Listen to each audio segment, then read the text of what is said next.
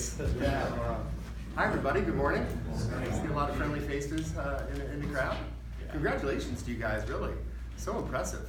So impressive how the strategy and the funds are coming together. Well, thanks. I know how hard this is. I'm really, really impressed by the progress.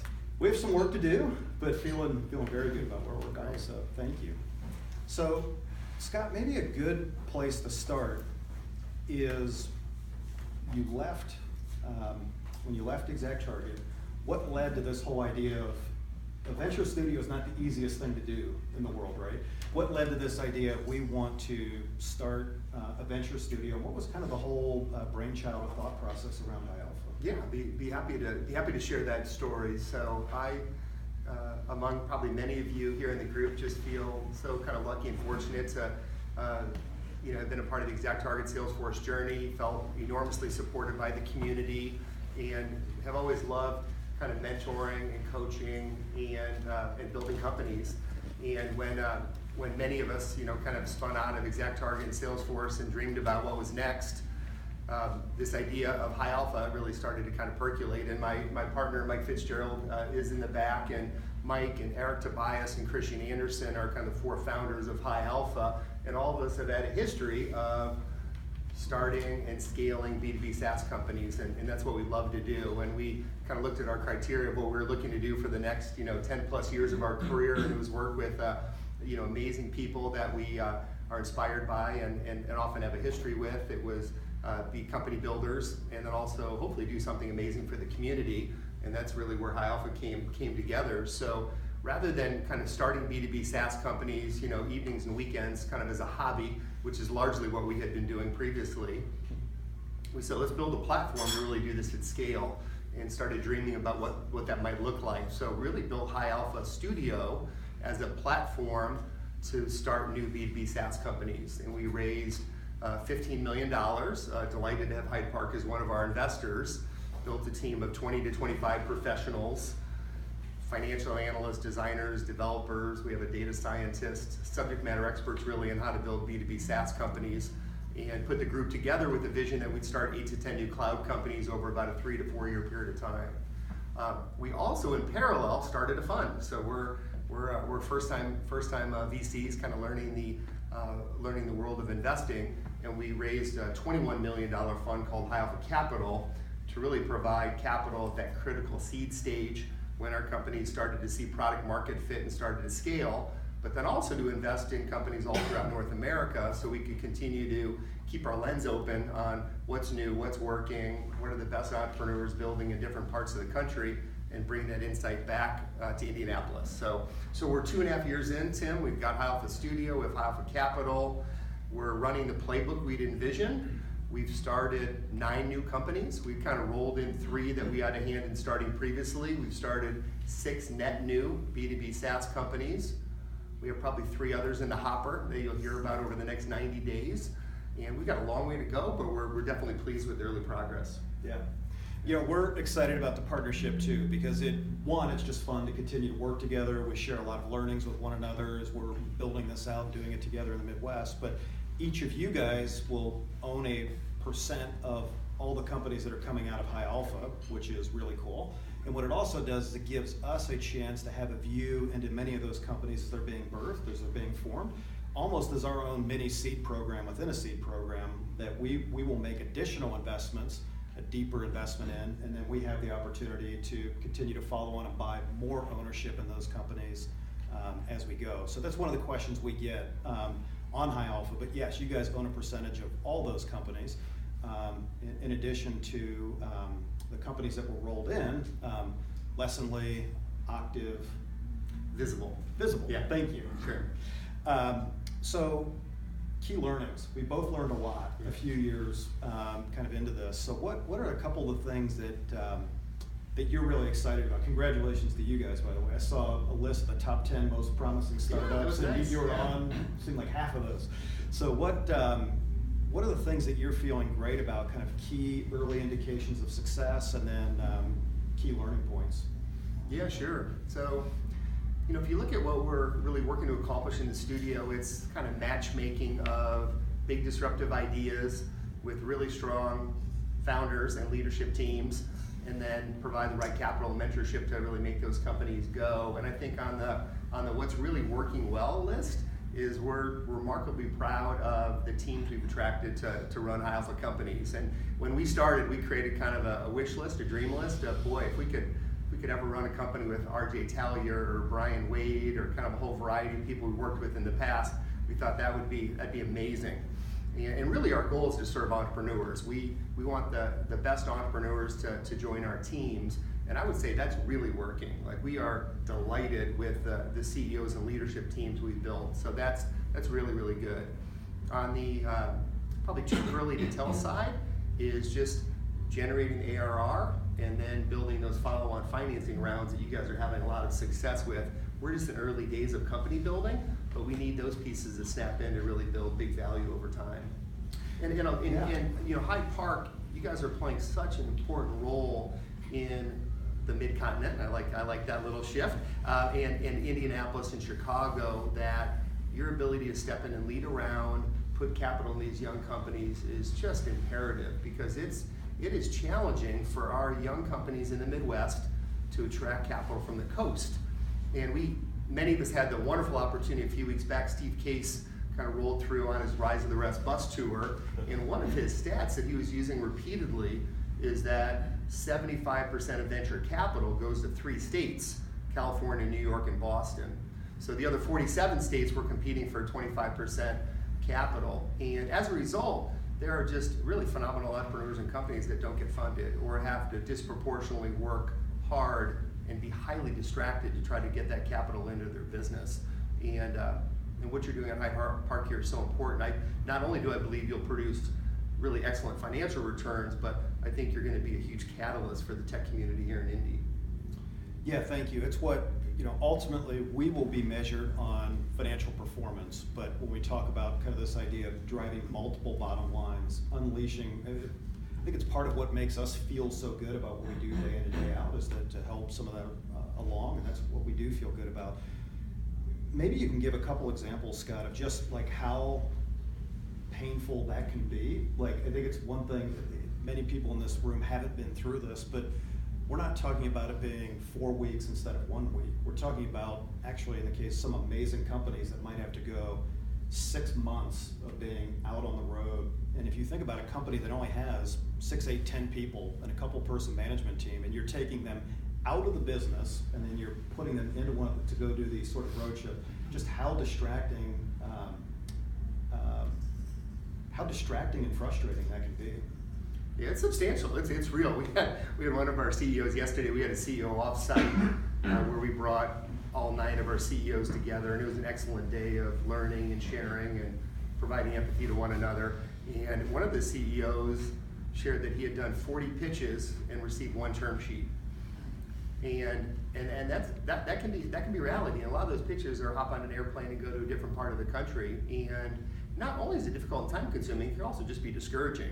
And often these CEOs are like, I just don't understand. I'm getting amazing feedback from customers, but not so amazing feedback from investors. So we do a little bit of confidence building there. Now the positive is you get really sharp when you get that experience to meet with smart, tech B2B investors around the country. So I do find the process itself can be very, very good. It's very kind of illuminating and focusing around what key metrics matter and what strategy needs to look like, and what's the playbook to build compelling businesses. But you've got to balance. You've got to take some of the feedback and probably discard some of it, and just kind of trust your instincts and keep growing the business. Yeah.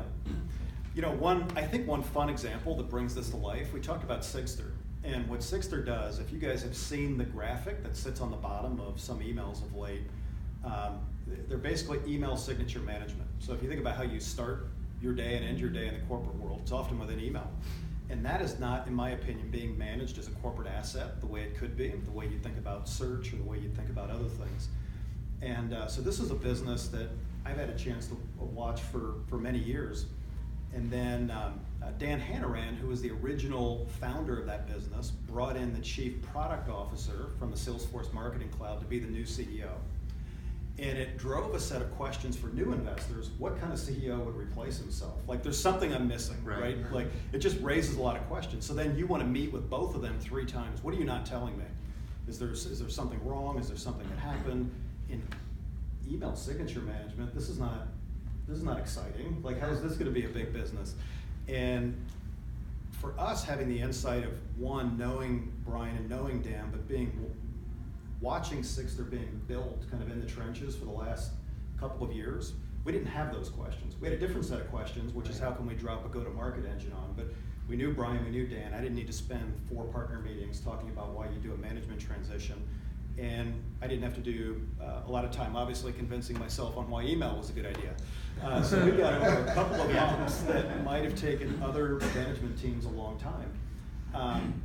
And so what we often find is there's a lot of money that's out there to come into deals. So what we ended up doing in the case of Sixter, it's really pretty remarkable, I think. HubSpot, who's one of the leading CRM companies in the country, multi-billion-dollar company, Battery Ventures, and then kind of a syndicate of other investors throughout the Midwest all joined this round, including you, Tom, and Carmides, so thank you.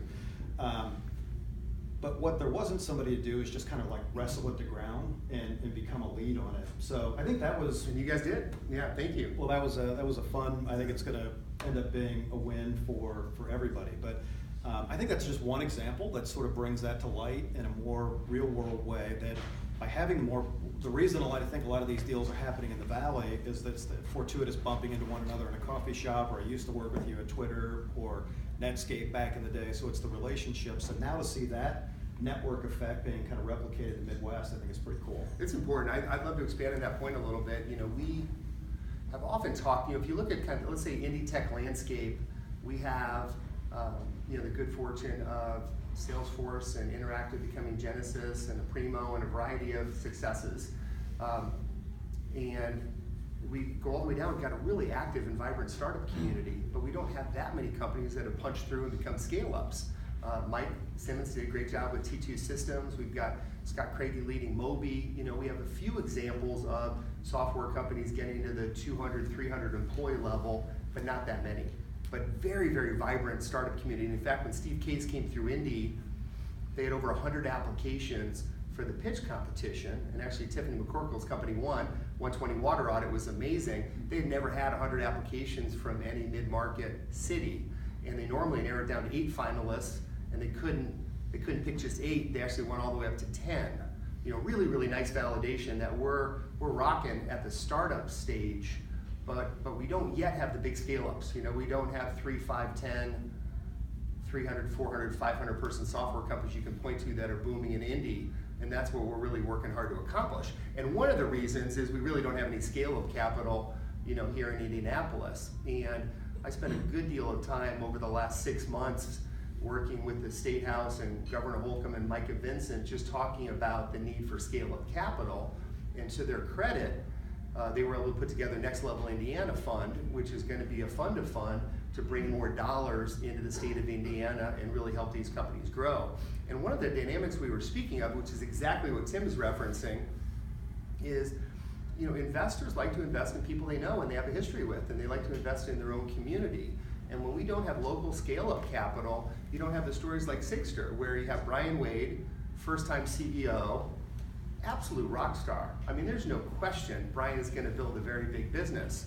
But I know that, and Tim knows that, because we've known Brian for years, and we know he's a force of nature on not only the product and technology side, but also the sales side.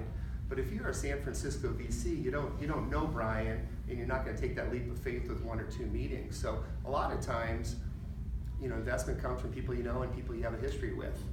The exceptions are when you have elite level of execution. You know, if you are an absolute rocket ship and are in the top 5 or 10% of all B2B SaaS companies, you're not going to have a problem getting funded. But let's say if you're in the top quartile, those relationships really, really matter, and having local sources of funding is imperative. And I'm really hopeful and optimistic Sixter will be an amazing example of that, where because of your relationship and knowledge of the industry, you're able to step in and lead around, and I think we're all going to like the results we see. I agree. Yeah. I have a couple more questions. Do any of you, I want to make sure any of you have a chance to jump in if you have a question. Sure, Adam. Being at really a base level of all this discussion, what is the difference between what Hyde Park's doing and what Hyde is doing? Yeah, Good question. I think a good way to look at it is we're like the farm team for Hyde Park. We're a little earlier in the curve, starting and stitching these companies together that hopefully are compelling enough that Hyde Park's going to want to jump in and make an investment. So we're really company formation and early seed, where Hyde Park is really seed and Series A. Yeah, and then we end up being the farm team for Bain and Battery and Excel and that whole group. So that's kind of the way and what we're trying to do collectively is reduce all the cycles. So the reason Guy and Ira just got back from the West Coast and where we're spending as much time with the follow-on funds and building those relationships. So they view us as the go-to firm of choice in the Midwest. I mean, it's pretty cool for us. 4 of our companies not only presented, like at our annual meeting, we call that as stars, but actually presented at the large coastal funds annual meetings. So, when they're stepping up and presenting it, Bain and Excel, it's a great thing that shows, kind of shines a spot. It just takes all the cycles out of it. But yeah, farm team and how one feeds the other. Good question. Yeah, Tim. Scott, thanks for the plug, by the way, because we are kicking off our official seed round. All right, very nice. Way to go. Way to water on it. I'm curious on how you partner potentially with seed investments outside of the high alpha companies. Yeah, So we like have. for someone like 120 that would be looking for investment in a seed round, how do you typically partner potentially on the investment and or support that you might give to your partners? Yeah, I'd be happy to. So this is on our venture side, High Alpha Capital. 2/3 of our capital go into our early studio companies. The other 1/3, to Tiffany's point, are investing in high growth B2B SaaS companies, all around North America. Terminus is actually an example. G2 Crowd's an example. And the neat thing, Tiffany, is that pulls those entrepreneurs and those companies kind of into our portfolio, so we can do more learning and benchmarking from one another. Since we're so early, it's nice for our companies and CEOs to be able to look up to a Terminus or a G2 Crowd and see what the next couple chapters of that playbook look like. So that's been important for us. It also allows us to build those co-investor relationships that allow us just to bring more venture firms to the table. So a play that we're running often in our playbook is to find a later stage Series A, Series B investor, bring them to Indy, maybe the first time they've ever been to Indy, show them a lot of love, have them fall in love with the city, but also very efficiently use their half day or full day to meet 4, 6, 8 companies. So they know when they come to Indy, they're going to see high quality entrepreneurs and companies all in a very, very efficient way. And then, like we all know, once we get people to Indy, they generally tend to fall in love with people in the city. So that's a part of our strategy. I think it's working quite nicely. One more? Sure, what company that, Oh, 120 water audit? Yeah. Is that? Yeah, just. Go for it, Tiffany. Tiffany, give the 30 seconds. That's right. Do it. We are an environmental software platform for contaminant testing, and our main focus right now is on water quality testing. And we actually started a raise several months ago, but then ended up getting a prepaid contract from the state of Indiana to actually build the software for $1.3 million. And we're now in fundraising mode to scale. So we're really excited about it and excited to potentially be partnering with High Alpha and potentially Hyde Park and any of you that might be interested. So feel free to shoot me an email. We'd love to talk more. Good job. Good job. You can see why you won. So the problem is, Scott, once I get going with you, I feel like we could go all day. Thank you so much for the impact. I mean, seriously, if it wasn't the impact that Scott has had on the Midwest tech ecosystem and continues to do through events like this, and what you're doing to bring and attract other investors and sources of capital and entrepreneurs, and work with all the politics and legislation that's required behind the scenes to make things like Next Level Fund happen. We're very, very grateful. So No, thanks, Tim. It's my pleasure. Congrats to the Hyde Park team, and thank you all for being LPs in Hyde Park, which means you're investors in High Alpha. So I really, really appreciate that. Yeah, thanks so much.